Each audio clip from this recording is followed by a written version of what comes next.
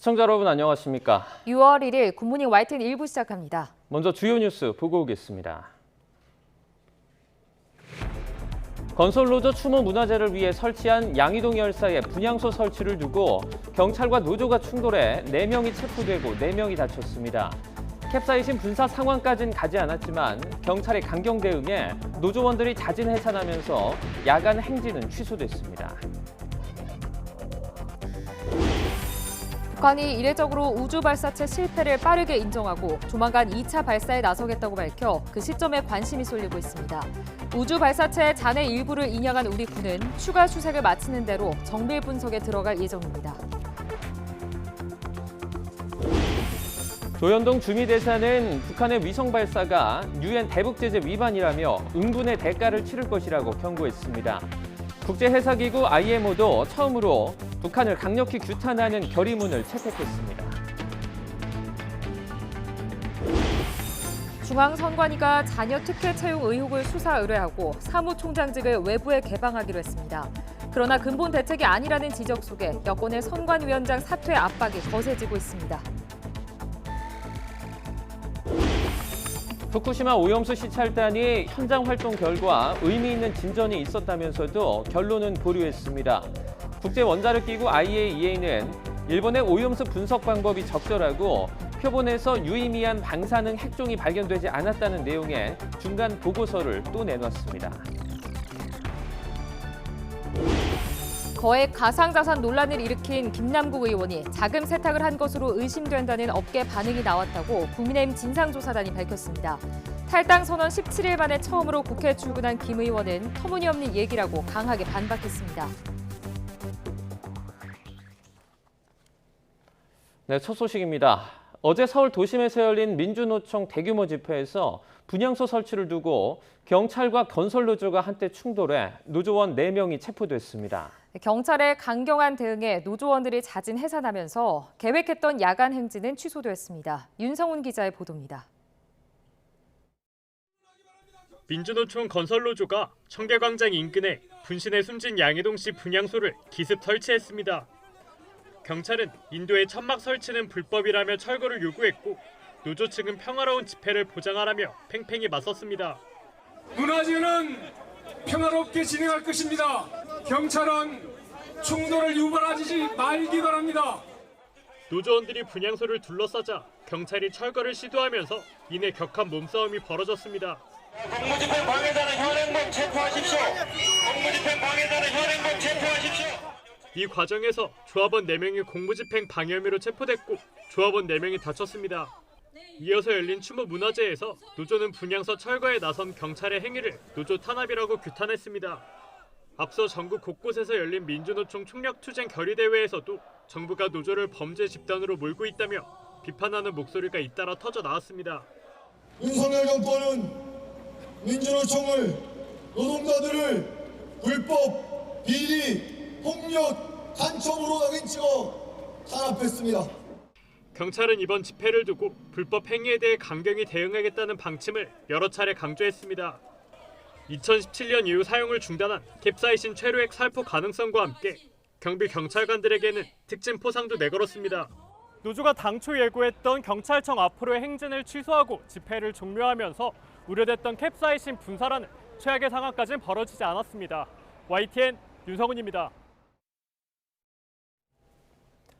어제 집회에 대한 정부의 대응을 두고 여야는 상반된 반응을 보였습니다.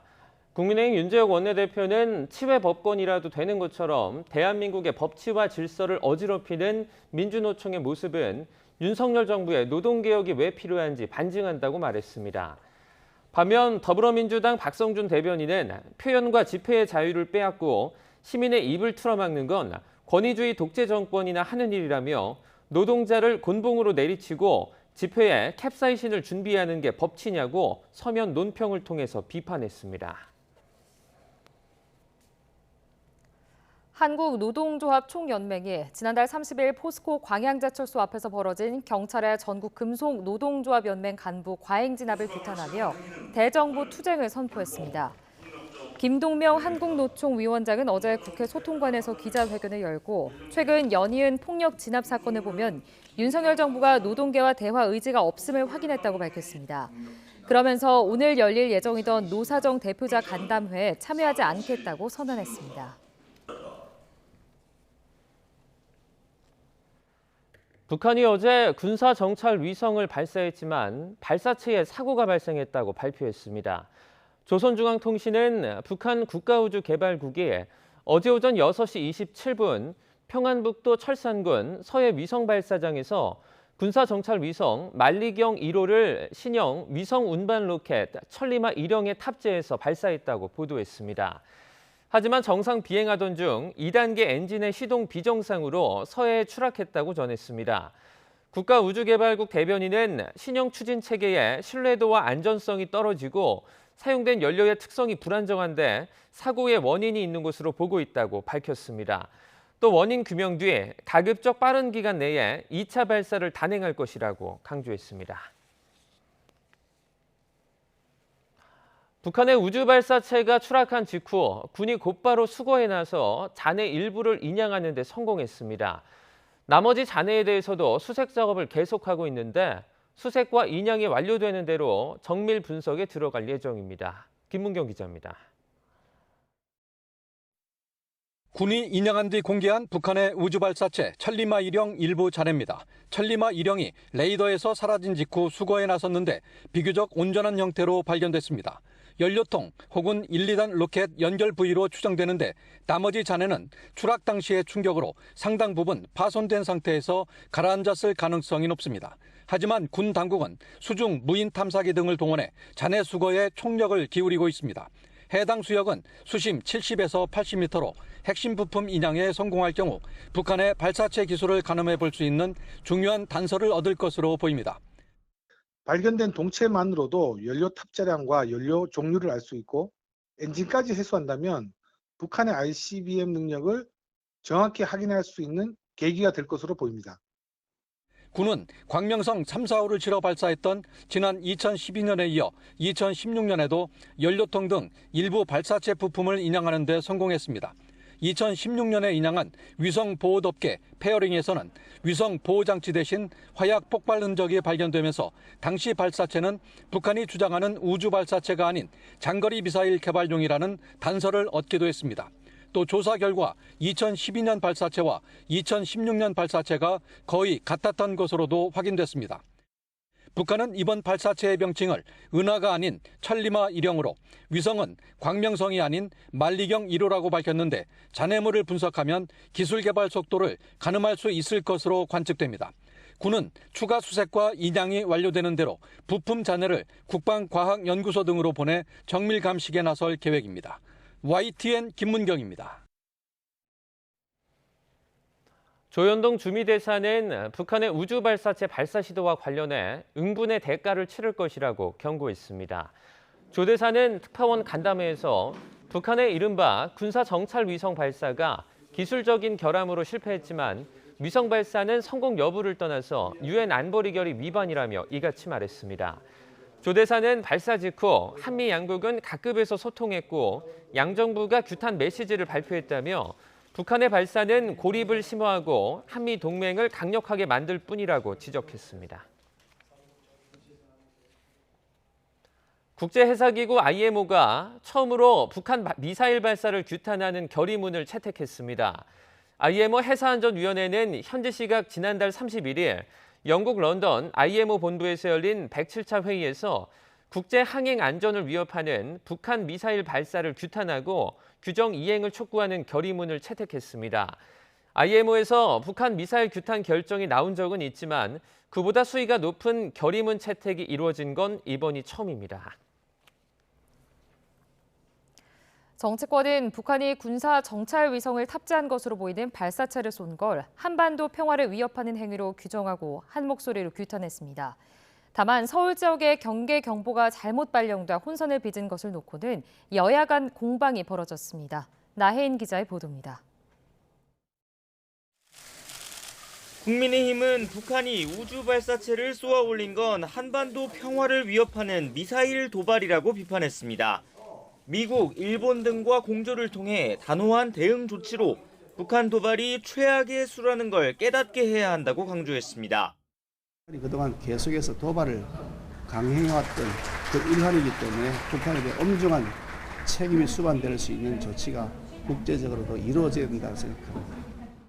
민주당도 북한의 발사체 발사는 명백한 유엔 안보리 결의안 위반이며 한반도 평화를 해치는 것이라고 가세했습니다.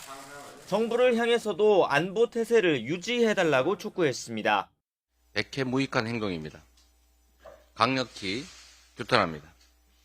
정부는 북한의 결의안 준수를 촉구하고 흔들림 없는 안보 태세 유지에 만전을 기해야 합니다. 다만 서울 지역에 내려진 경계경보로 혼선이 빚어진 걸 두고는 여야 간 평가가 엇갈렸습니다. 민주당은 서울시가 재난 문자를 잘못 발송하고 행정안전부가 이를 정정한 건 어처구니 없는 일이라며 정부 대응이 미숙하다고 쏘아붙였습니다. 무인기가 용산까지 들어왔을 때는 전혀 작동하지 않았던 위기관리 시스템이 북한이 관련국에 통보한 발사 사실에는 미사일 발사 5발령을 내는. 하지만 국민의힘은 경위는 따져봐야 한다면서도 안보와 관련해선 조금 지나친 게 모자란 것보다 낫다며 서울시와 정부 대응을 엄호했습니다. 경위는 뭐 자세히 봐야겠지만은 우리 국민들에게 이런 안보는 아무리 지나쳐도 지나침이 없다라고 생각을 하고요. 중요한 것은 국민의 안전과 생명이다. 여야가 유엔 결의안을 어겨가며 도발을 이어가는 북한을 향해 하나같이 규탄 목소리를 냈지만 경계경보 혼선을 놓고는 국회 차원의 신경전을 이어갈 것으로 보입니다. YTN9입니다. 자녀 채용 특혜 의혹으로 면직된 송봉섭 중앙선거관리위원회 사무차장이 선관위 경력 채용에 자신의 딸을 직접 추천한 것으로 드러났습니다. 면접위원들은 송 사무차장과 직장이나 지역 연고가 있었고 면접위원들 모두 송 사무차장 딸에게 만점을 준 것으로 확인됐습니다. 지난해 박찬진 사무총장 자녀 채용 과정에선 면접위원들이 평가표 채점란을 공란으로 둔 채 면접자들 10명의 순위를 정한 뒤 인사 담당 직원에게 전달한 것으로 드러났습니다. 박 사무총장은 자신이 당시 채용 전결권자인 사무차장이었지만 자녀 채용 승인 업무를 회피하지 않고 직접 결제했습니다. 중앙선관위가 자녀 특혜 채용 의혹과 관련해 박찬진 사무총장과 송봉섭 차장을 비롯한 간부 4명을 수사 의뢰하기로 했습니다. 어제 있었던 선관위 입장 발표 내용 직접 들어보시죠. 감사 결과 다 밝히지 못한 의혹 해소를 위해 수사 의뢰하겠습니다. 외부기관과 합동으로 전 현직 직원의 친족 관계 전반에 대한 전수조사를 실시하겠습니다. 국민이 더 이상 염려하지 않도록 엄정 중립의 자세로 법과 원칙에 따라 공정하고 투명한 선거관리위원회가 되겠습니다.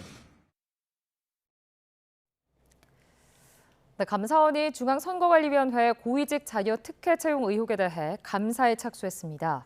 감사원은 보도자료를 내고 선관위를 대상으로 채용과 승진 등 인력관리 전반에 걸쳐 적법성과 특혜 여부를 정밀 점검할 것이라고 밝혔습니다. 감사원은 선관위 전현직 직원의 가족 채용 실태를 전수조사하고 선관위 인력관리 실태를 점검할 계획입니다. 후쿠시마 원전 오염수 전문가 시찰단은 현장을 직접 확인하고 구체적인 추가 자료를 확보해 과학기술적 검토 과정에서 의미 있는 진전이 있었다고 밝혔습니다. 유 단장은 이번 시찰을 통해 오염수 해양 방류와 관련한 핵심 주요 설비를 집중 점검했으며 주요 설비들이 설계대로 현장에 설치되어 있는 것을 확인했다고 말했습니다. 하지만 보다 정밀한 판단을 위해서는 추가 분석과 확인 작업이 필요하다면서 이번 시찰 결과에 대한 최종 결론을 내진 않았습니다. 한덕수 국무총리는 후쿠시마 원전에 파견한 우리 정부 시찰단의 활동에 대해서 굉장히 만족스러웠다고 평가했습니다. 한 총리는 정부 서울청사에서 진행한 출입 기자단 간담회에서 방류 절차의 투명성 등을 다시 한번 면밀하게 볼 수 있었고 일본 측이 우리 자료 요청에 대부분 긍정적으로 답했다면서 이같이 밝혔습니다. 한 총리는 이어 모든 검증의 기초는 과학이 돼야 하며 과학에 기초하지 않은 정치적인 목적이나 이념에 의해서 사람들에게 뭔가 문제가 있다고 생각하게 하는 것이 어민들을 힘들게 만든다고 말했습니다. 후쿠시마 원전 오염수를 조사하는 국제원자력기구가 일본의 오염수 분석 방법이 적절하고 표본에서 유의미한 방사능 핵종이 발견되지 않았다고 밝혔습니다. 여러 차례 중간 보고서를 통해서 오염수 방류에 힘을 실어주고 있는 국제원자력기구는 조만간 최종 보고서를 발표할 예정입니다. 조용성 기자가 보도합니다. 국제원자력기구 IAEA가 발표한 6번째 중간보고서입니다. 방사성 핵종을 분석하기 위해 도쿄전력이 채택한 방법은 적절하고 목적에 부합했다며 제3의 연구기관 분석 결과에서도 삼중수소 외의 추가적인 방사성 핵종은 유의미한 수준으로 검출되지 않았다고 명시했습니다. 우리나라를 포함한 다른 해외 연구소의 오염수 표본 분석 결과와 도쿄전력의 분석 내용을 비교한 결과 이같이 판단했다고 덧붙였습니다. 72장짜리 이번 보고서는 일본 측이 오염수 보관 탱크에서 빼낸 표본을 분석하는 작업이 적절했는지 따져보는 데 초점을 뒀습니다.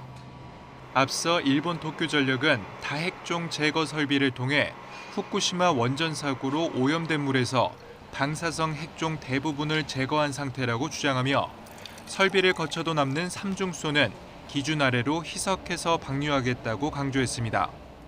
이번 보고서로 일본은 오염수 방류 계획에 더 힘을 받게 됐습니다.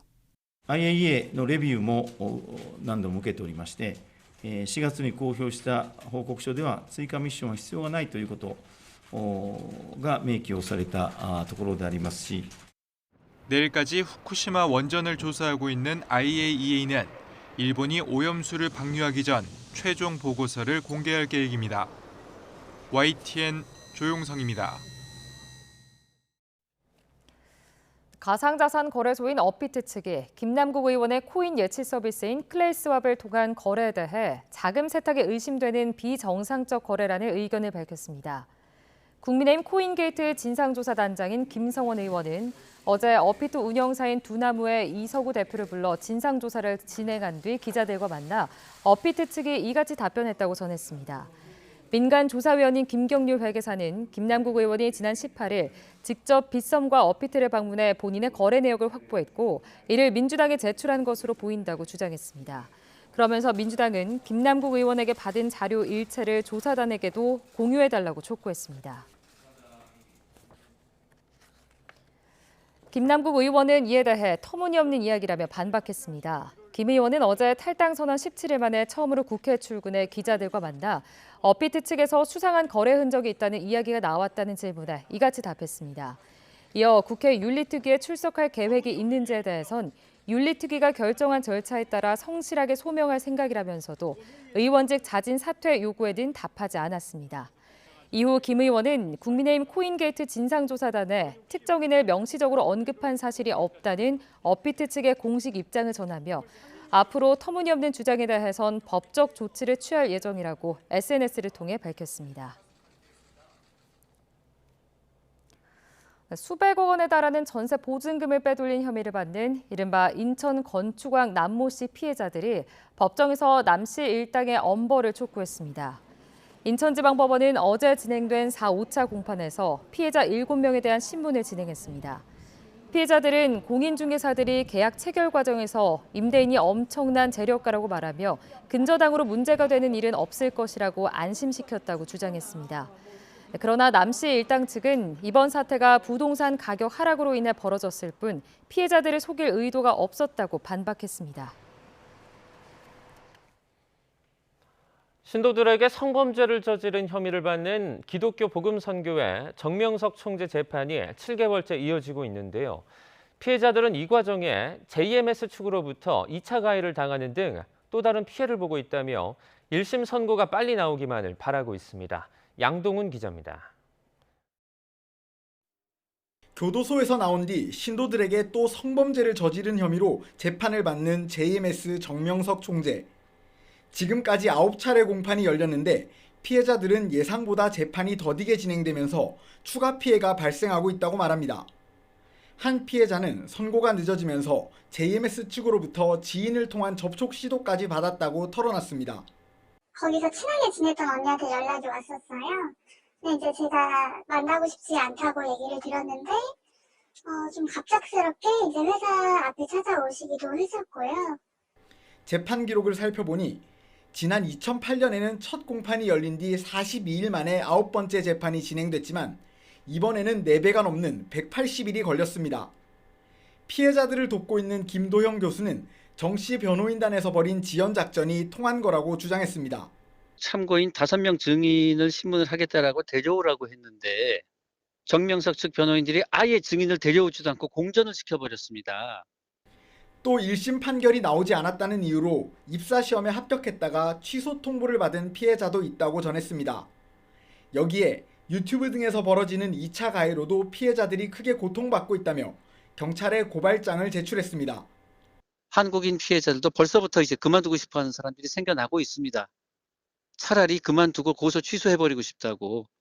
정 씨 재판이 JMS 2인자 김모 씨 등 공범들에 대한 재판과 병합될 경우 1심 선고는 더 늦어질 수밖에 없습니다.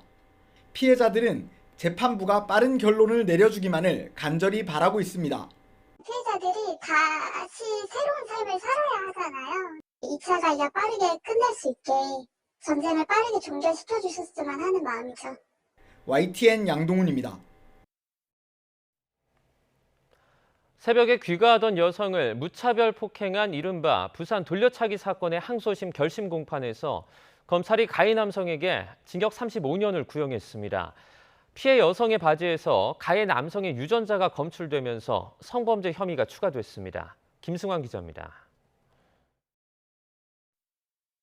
지난해 5월 귀가하던 20대 여성을 따라가 오피스텔 공동현관에서 무차별 폭행한 이른바 부산 돌려차기 사건. 가해 남성은 살인미수 혐의로 1심에서 징역 12년을 선고받았습니다. 형량이 낮다며 항소한 검찰은 폭행 뒤 CCTV 사각지대로 사라진 7분의 진실을 밝히기 위해 DNA 재감정을 요청했습니다. 어제 열린 결심 공판에서 DNA 검증 결과가 공개됐는데 피해 여성의 청바지 허리 안쪽 부분과 허벅지, 종아리 등 모두 5개 부위에서 가해 남성의 DNA가 검출됐습니다.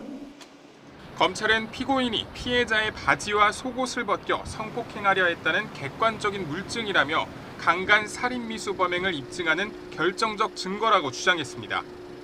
이에 따라 공소장도 강간 살인미수 혐의로 변경했습니다. 또 가해 남성이 전혀 반성하지 않고 있다며 징역 35년과 위치 추적 장치 부착, 보호관찰 명령 20년을 재판부에 요청했습니다. 피해 여성은 더는 피해를 보는 사람이 없었으면 한다면서 강력한 처벌을 호소했습니다. 이 사건의 항소심 선고는 오는 12일 내려집니다. YTN 김승환입니다. 하이브 직원들이 지난해 BTS의 단체 활동 중단 발표 전 미공개 정보를 이용해 보유 주식을 매도해 수억 원의 손실을 회피한 것으로 드러났습니다. 금융감독원 자본시장특별사법경찰은 미공개 정보를 이용하는 등 자본시장법 위반 혐의로 검찰에 기소 의견으로 송치했다고 밝혔습니다. BTS는 지난해 6월 유튜브 영상을 통해 데뷔 9년 만에 단체 활동 잠정 중단을 선언했고 이튿날 하이브 주가는 24% 넘게 하락했습니다. 이들은 이 매도로 2억 3천만 원 정도의 손실을 회피한 것으로 조사됐습니다. 네, 경매 시장이 좀처럼 회복되지 못하고 있는 가운데 5월 서울을 비롯한 수도권 아파트 경매 낙찰가율이 소폭 상승한 것으로 나타났습니다. 법원 경매 정보업체 지지옥션에 따르면 지난달 경매가 진행된 서울 아파트 145건 중 36건이 낙찰돼 낙찰률은 24.8%를 기록했습니다. 서울 빌라 낙찰률은 8.6%를 기록해 지지옥션이 관련 통계를 집계하기 시작한 2001년 1월 이후 최저치를 기록했습니다. 정부가 절전 효과가 큰 식품 매장의 냉장고 문 달기 사업에 유통업계의 동참을 요청했습니다. 산업통상자원부 강경성 2차관은 서울 잠실동에 있는 롯데마트를 방문해 전기요금 인상에 따른 운영비 부담을 줄이는 데 도움을 줄 거라며 이같이 말했습니다. 한전은 전국 11만 개 매장에 있는 개방형 냉장고 50여만 대의 문을 설치하면 전국 61만여 가구의 전력 사용량에 해당하는 2270기가와트시를 1년 동안 절감할 것으로 추산하고 있습니다. 아직 부진을 털지 못한 반도체 업계 분위기와 달리 관련주에는 훈풍이 불고 있습니다. 반도체 시장 투톱인 삼성전자와 SK하이닉스에 자금이 몰리고 있는 건데요. 그 이유와 전망을 이형원 기자가 취재했습니다. 반도체를 중심으로 수출 부진은 계속되고 있습니다. 이런 업계 불황에도 관련주는 오름세입니다. 특히 급등한 건 우리 반도체 시장 투톱인 삼성전자와 SK하이닉스입니다. 52주 만에 신고가를 다시 쓰며 7만 전자, 11만 닉스의 기세를 올리고 있습니다. 주가를 끌어올린 건 외국인 매수세입니다. 올해 들어 삼성전자와 하이닉스만 각각 10조, 1조 원 넘게 사들였습니다. 세계 반도체 시총 1위 미국 기업인 엔비디아가 최근 깜짝 실적을 발표한 영향이 컸습니다. 2분기 매출 전망까지 높이면서 앞으로 반도체 시장에 대한 기대감을 불어넣은 겁니다. SK하이닉스와 삼성전자의 미국에 대한 메모리 반도체 수출이 늘어날 것으로 예상이 되기 때문에 일반적으로 반도체 기업의 주가는 한 6개월 정도 선행한다고 알려져 있습니다. 실제로 정부나 전문가 모두 올해 하반기부터 반도체 경기가 반등할 것으로 내다봤습니다. 지금은 4, 4분기 정도 저점으로 보고 있고 삼성전자에 대한 주식 가격이 올라간다든지 해외에 좀 돈이 들어오는 것도 반도체 경기에 대한 저점을 기대되는 것들이 같이 있기 때문에 다만 한국은행은 반도체 경기 변수로 미국 데이터 센터 투자와 중국 스마트폰 수요 규모를 꼽았습니다. 이에 전문가들은 장기적으로 반도체 경기가 나아지겠지만 단기 급등을 보고 투자하는 건 주의해야 한다고 조언했습니다. YTN 이영훈입니다. 국민연금 기금운용위원회가 향후 5년간의 목표 수익률을 5.6%로 결정했습니다. 기금운용위원회는 2023년도 제2차 회의를 열고 내년부터 2028년까지의 국민연금 기금운용 중기자산 배분안을 이같이 의결했습니다. 기금운용위는 실질 경제성장률과 물가성장률 전망을 고려해 5년간의 목표 수익률을 5.6%로 정하고 이를 달성하기 위한 2028년 말 기준 자산군별 목표 비중을 주식 55% 내외, 채권 30% 내외, 대체 투자 15% 내외로 결정했습니다. 한 달을 훌쩍 넘긴 수단 군벌 사이 충돌로 수천 명이 죽거나 다쳤고 140만 명이 피난길에 올랐습니다. 주변국 중재로 마련된 협상마저 깨질 걸로 보여 민간인 피해는 더욱 늘어날 전망입니다. 류재복 기자의 보도입니다. 포탄에 맞아 천장이 기울어진 보육원은 보기에도 위태롭습니다. 지난 6주 동안 이 보육원에서 어린이 60명이 희생됐습니다. 굶주림으로 고통받는 아이들에게 포탄은 또 다른 공포입니다.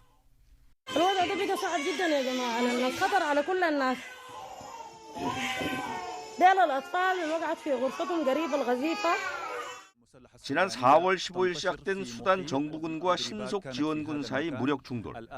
수도 하르툼 등 도심 시가전으로 번지면서 민간인 피해가 눈덩이처럼 불어났습니다.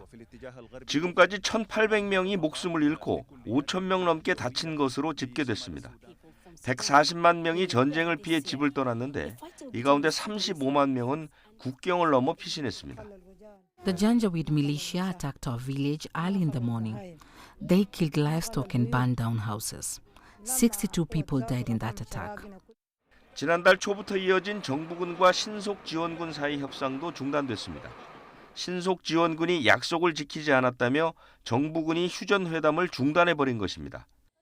협상이 깨지면 제한적으로나마 이루어지던 구호 활동도 어려워져 수단 국민 고통은 더 커질 것으로 보입니다. YTN 유재복입니다. 미국 정부가 중국 첨단 산업 발전을 막기 위해 준비 중인 대중국 투자 규제와 관련해 동맹국과 대화하고 있다고 밝혔습니다. 폴 로젠 재무부 투자안보 담당 차관보는 미 상원 은행주택도시위원회 청문회에서 첨단 반도체와 인공지능, 양자 컴퓨터 등 분야에서 미국 자본과 전문성이 중국에 흘러가지 않도록 하기 위한 맞춤형 규제를 준비하고 있다고 말했습니다. 로젠 차관보는 아웃바운드 투자 규제 필요성을 명시한 G7 정상회의 성명을 언급하며 대중국 투자 규제 동참을 위해 동맹국과 활발한 대화를 해왔다고 강조했습니다.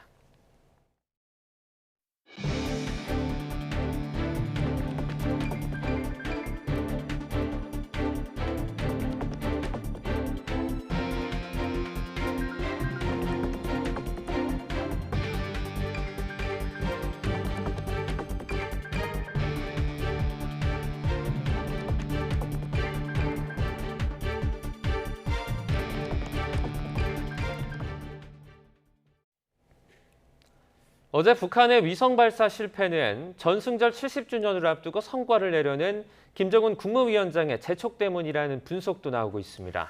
기술적 준비를 완벽하게 끝내지 못한 상태에서 발사를 서둘렀다는 건데 조만간 2호기를 발사할 것이란 전망과 그렇지 않을 것이란 관측이 엇갈리고 있습니다. 신현준 기자의 보도입니다. 올해 김정은 국무위원장의 행보는 온통 군사정찰 위성에 집중됐습니다. 지난 4월 18일 국가우주개발국을 찾아 정찰위성 제작 완성을 선언한 데 이어 지난달 16일엔 딸과 함께 군사정찰위성 1호기를 시찰하고 차후 행동계획, 즉 발사를 승인했습니다. 이번 위성 발사도 인근에서 직접 관람했다는 게 우리 정보당국의 판단입니다. 동창리 발사장 1.3km 떨어진 관람대 인근에서 차량 및 천막 등 관람 시설이 식별됐는데 김정은 위원장이 현재에서 참관한 것으로. 하지만 위성 발사가 실패로 끝나면서 기술적 준비를 완벽히 끝내지 못했는데 정치적 요인으로 발사를 서둘렀다는 지적이 나옵니다. 1호 정찰 위성 발사를 성공시켜서 군사 분야 성과를 과시를 하고 또 사기도 고양시키고 그걸 토대로 주민들을 더욱 결집시켜서 원래 목표를 달성시키려고 하는. 특히 북한이 전승절이라고 부르는 정전협정 체결을 70주년을 앞두고 위성 발사에 성공해 분위기를 띄우려는 압박감이 컸다는 겁니다. 4월에 정찰위성 1기를 쏜다고 국가우주개발국이 보고를 했고 김정은 위원장이 4월에도 가고 5월에도 갔잖아요. 그렇죠. 그게 어마어마한 압박이죠. 그리고 그 사이에 이제 누리호가 성공을 했거든요. 북한은 정찰위성을 여러 기 띄워 올려보내겠다고 공언한 만큼 머지않아 2호기 발사가 가능할 것이란 관측도 있습니다.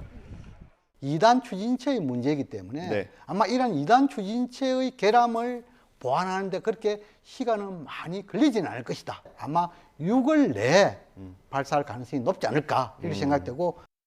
하지만 북측 발표 내용만 보더라도 위성이 아닌 발사체 자체와 연료에 문제가 있었던 만큼 문제점을 파악하고 개선하는데 적지 않은 시간이 걸릴 것이란 전망이 나오고 있습니다. 따라서 기술적 보완에 상당한 시일이 소요될 수밖에 없어 김정은 위원장이 서두를수록 실패 확률은 더 높아질 것으로 보입니다. YTN 신현주입니다. 중국은 북한의 우주 로켓 발사 실패와 안보리 결의 위반이란 비난을 두고 보고 싶지 않았던 모습이라는 반응을 내놨습니다. 마오닝 중국 외교부 대변인은 정례 브리핑에서 관련 질문이 나오자 한반도 정세가 지금 국면에 이른 맥락은 분명하다며 이같이 밝혔습니다. 이어 정세 악화를 막기 위한 유일한 출구는 한반도 비핵화와 평화체제 구축이란 두 바퀴를 동시에 굴리는 쌍궤 병진에 따라 대화를 재개하는 것이라고 강조했습니다. 국가정보원은 김정은 북한 국무위원장이 상당한 수면 장애를 겪고 있으며 체중이 140kg 중반에 이르는 것으로 파악하고 있다고 국회에 보고했습니다. 국회 정보위원회 국민의힘 간사인 유상범 의원은 어제 전체 회의 뒤 언론 브리핑에서 김기현 국정원장이 이같이 보고했다고 밝혔습니다. 국정원은 북한 당국이 지난 4월 해외에서 최고위급 인사의 불면증 치료를 위한 졸피뎀 등 최신 의료 정보를 집중 수집한 걸 근거로 김 위원장이 상당한 수면 장애를 겪고 있는 것으로 추정했습니다. 북한이 군사 정찰 위성 발사를 시도한 가운데 제주에서는 대량 살상 무기 확산을 막기 위한 다국적 해양 차단 훈련이 시행됐습니다. 훈련에 참관한 미국 국무부 부차관보는 북한의 위성 발사가 유엔 안보리 결의를 위반한 도발 행위라고 규탄하며 국제사회 대북 공조 중요성을 거듭 강조했습니다. 조수연 기자가 전해드립니다. 해군과 해경, 화생방 사령부 특임대가 순차적으로 선박에 올라 검색에 나섭니다. 대량 살상 무기를 실은 것으로 의심되는 배를 포착한 상황을 가정해 승선 검색 절차를 숙달하는 겁니다. 우리나라가 주관한 확산 방지 구상 PSI 해양 차단 훈련은 2010년과 2012년에 이어 이번이 세 번째입니다. 기상 악화로 훈련이 대폭 축소되면서 한미일, 호주 4개국 함정의 제주 공해상 훈련은 약식으로 진행됐습니다. 보시다시피 강한 바람과 높은 파고로 인해 우리 함정이 이렇게 제주 해군기지에 정박한 채로 훈련이 진행되고 있습니다.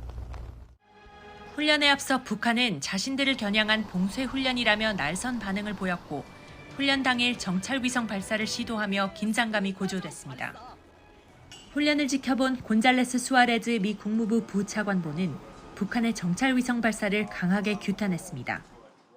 North Korean launch this morning is just a further violation of the UN Security Council resolution. 그러면서 미국이 그동안 계속해서 북한에 조건 없는 대화를 제안했지만 추가 도발에 이은 도발로 돌아왔다고 지적했습니다. 또 중국과 러시아가 유엔 안보리의 대북 제재 결의에 비협조적인 게 안타까운 상황이라며 안보리 결의 이행을 위해 모든 파트너들과 공조해 나갈 방침이라고 강조했습니다. YTN 조수현입니다. 여야는 북한의 발사체 도발이 한반도 평화를 위협하는 행위라며 한 목소리로 강하게 규탄했습니다.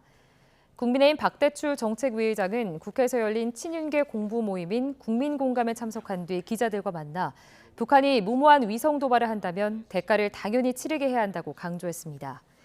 더불어민주당 이재명 대표도 최고위원회의에서 북한 발사체 발사는 명백한 유엔 결의안 위반이자 한반도 긴장을 고조시키는 백해무익한 행동이라며 강력히 규탄한다고 말했습니다. 오세훈 서울시장은 북한 발사체와 관련한 경계경보 위급 재난문자 발령 논란과 관련해 혼선을 빚어 죄송하다고 사과했습니다. 하지만 이번 긴급 문자가 현장 실무자의 과잉 대응일 수 있지만 오발령은 아니었다고 판단한다고 강조했습니다. 오세훈 시장의 말 직접 들어보시죠. 북한이 통상 동해로 발사하던 것과 달리 이번에는 남쪽으로 발사한 상황에서 1천만 시민의 안전을 책임져야 하는 서울시로서는 즉각 조치가 필요하다고 판단하여 경보를 발령한 것입니다. 북한이 서해상으로 로켓을 발사했을 때 서울을 비롯한 수도권 일대가 상황을 예의주시해야 할 필요가 있다고 판단하여 경보를 발령했다는 것입니다. 이번 긴급 문자는 현장 실무자의 과잉 대응이었을 수는 있지만 오발령은 아니었다고 판단됩니다. 이를 두고 여야는 입장 차이를 보였습니다. 국민의힘 박대출 정책위의장은 국민에게 안보는 아무리 지나쳐도 지나침이 없다고 생각한다고 말했습니다. 다만 그런 문제가 생긴 경위는 알아보겠다고 덧붙였습니다. 더불어민주당 이재명 대표는 어처구니 없는 일이 벌어졌다며 무책임하고 무능한 일이라고 비판했습니다. 이어 정부기관끼리도 허둥지둥 손발이 맞지 않아서야 되겠느냐며 위기일수록 정부는 냉정하고 침착하게 대응해야 하고 국민의 불안과 혼란을 일으킬 수 있는 일은 주의해야 한다고 지적했습니다. 그 어느 기관보다 공정해야 할 중앙선관위가 채용비리 의혹에 휩싸이면서 어제 내놓은 자체 인사개혁안을 바라보는 눈길이 굽지만은 않습니다. 좀 더 명확한 진상조사를 위해 감사원이 칼을 빼들었고 국회 차원의 국정조사에도 여야가 공감대를 이룬 것으로 보입니다. 박기광 기자가 보도합니다.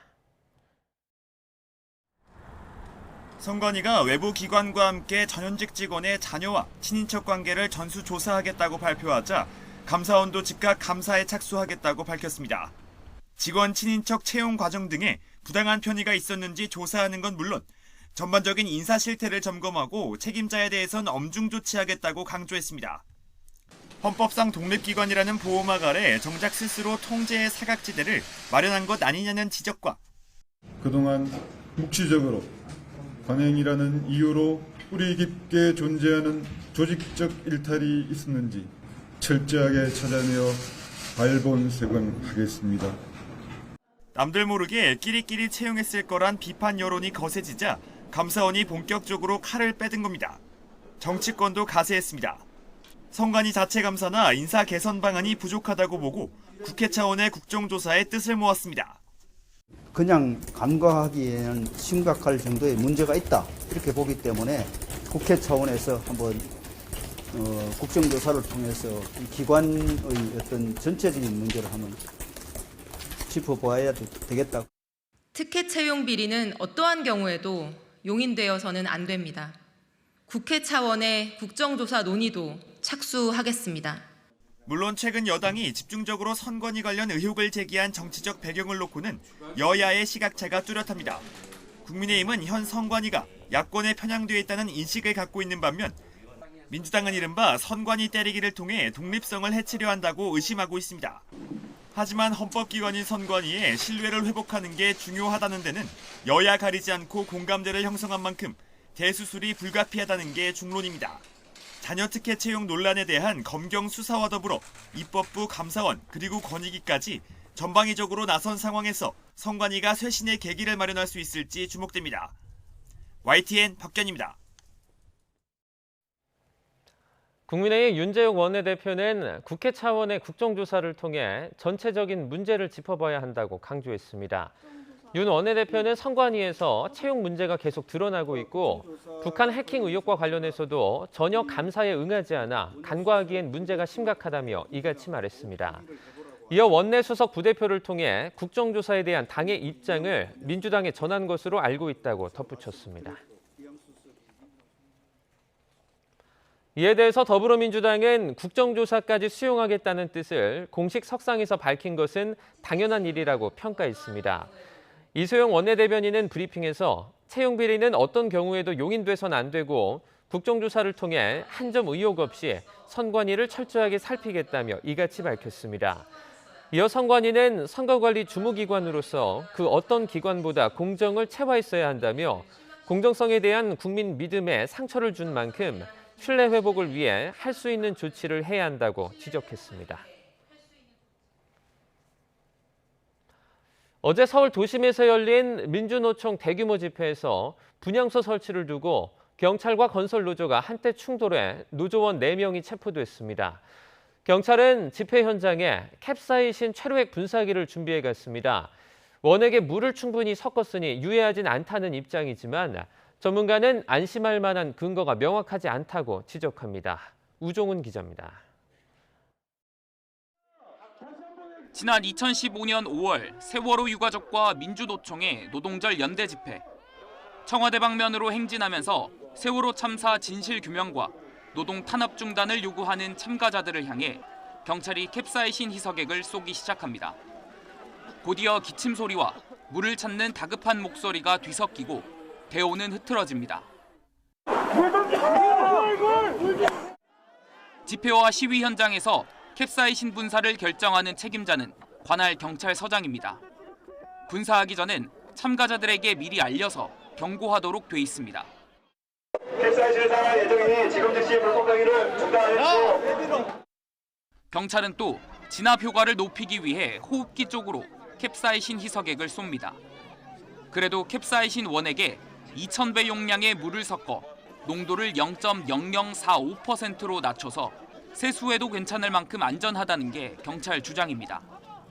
그러나 전문가들은 경찰의 견해를 뒷받침할 만한 근거가 없고 얼굴에 직접 분사하면 특히 위험할 수밖에 없다고 지적합니다. 캡사이신은 인체에 닿으면 피부와 호흡기에 알레르기 반응을 일으키고 눈도 심하게 손상시킬 수 있기 때문입니다. 화학물질이 안전할 수는 없습니다. 다만 어떤 농도나 아니면 거리 이런 것이 지켜졌을 때는 안전한데 문제는 시위 상황에서 그것이 엄격히 지키기가 어렵기 때문에 안전하다는 말은 사실은 어불성설이죠. 경찰이 집회 시위 현장에서 캡사이신을 사용한 건 지난 2017년 3월이 마지막입니다. 이듬해엔 살수차에 캡사이신 등 최루액을 섞어 살포한 경찰의 진압 행위는 위헌이라는 헌법재판소의 결정도 나왔습니다. 이런 가운데 지난 6년 동안 잠자던 캡사이신 카드를 꺼내든 윤익은 경찰청장은 부득이한 경우 현장 지휘관 판단에 따라 쓰라고 한 거라며 강경 진압이라는 비판에는 동의할 수 없다고 밝혔습니다. YTN 우종훈입니다. 국민의힘 김기현 대표는 한상혁 방송통신위원장의 면직안이 제기된 건 당연한 조치라며 한 위원장이 반성은커녕 법적 투쟁 운운하고 있으니 후안무치라고 비판했습니다. 김 대표는 어제 SNS에서 한 위원장 주도하에 TV조선의 재승인 심사 점수를 조작한 범죄 혐의를 검찰이 증거를 확보해 재판에 넘겼다며 이같이 밝혔습니다. 이어서 편향적이고 편협한 언론관을 가진 한 위원장 퇴출을 계기로 방송통신위원회가 더 공정하고 중립적인 자세로 본연의 임무에 충실할 수 있기를 바란다며 하루빨리 방송을 정상화해야 한다고 덧붙였습니다. 더불어민주당 이재명 대표는 보수 정권의 언론장악 DNA가 또 한 번 발현됐다며 말로는 자유를 부르짖으면서 언론의 자유는 아무렇지 않게 짓밟고 있다고 비판했습니다. 이 대표는 어제 자신의 SNS에 한상혁 방통위원장에 대한 부당하고 위법적인 면직은 노골적인 공영방송 장악 선언이라며 이같이 밝혔습니다. 이어 현직 법무부 장관 인사검증에 나선 기자와 언론사에 대한 압수수색도 명백한 언론 탄압이자 수사권을 동원한 사적 보복이라고 지적했습니다. 6월 1일 미리 보는 오늘입니다. 북한이 우주 발사체 발사에 실패한 가운데 국방부는 오늘 군 당국의 대응 상황을 국회에 보고합니다.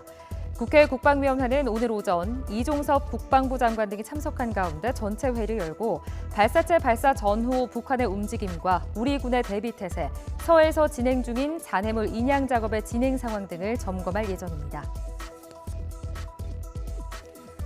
더불어민주당이 일본산 농축수산물의 방사능 오염 실태를 주제로 긴급 간담회를 열고 전문가들의 의견을 듣습니다. 오늘 국회에서 열리는 후쿠시마 원전 오염수 방류 시도와 민생 대책 방안 긴급 간담회에는 민주당 이재명 대표도 참석할 예정입니다. 3년 3개월 넘게 심각으로 유지돼 온 코로나19 위기경보 단계가 오늘 0시부터 경계로 하향 조정됐습니다. 이에 따라 확진자의 7일 격리 의무가 5일 격리 권고로 전환됐는데 학생의 경우 격리 권고 기간 결석해도 출석으로 인정됩니다.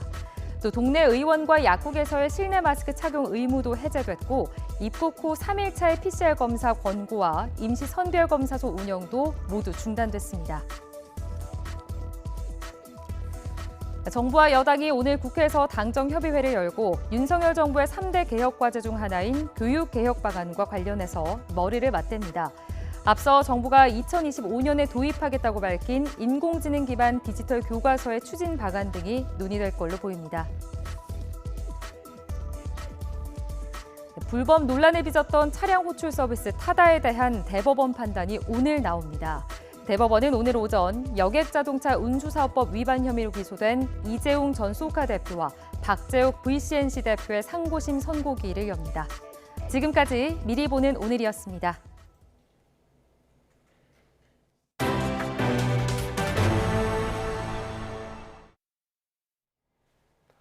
일본의 후쿠시마 원전 오염수 방류를 두고 갑론을박이 거센 상황에서 40년째 가동 중인 월성원전 인근 주민들의 건강 영양조사 결과가 나왔습니다.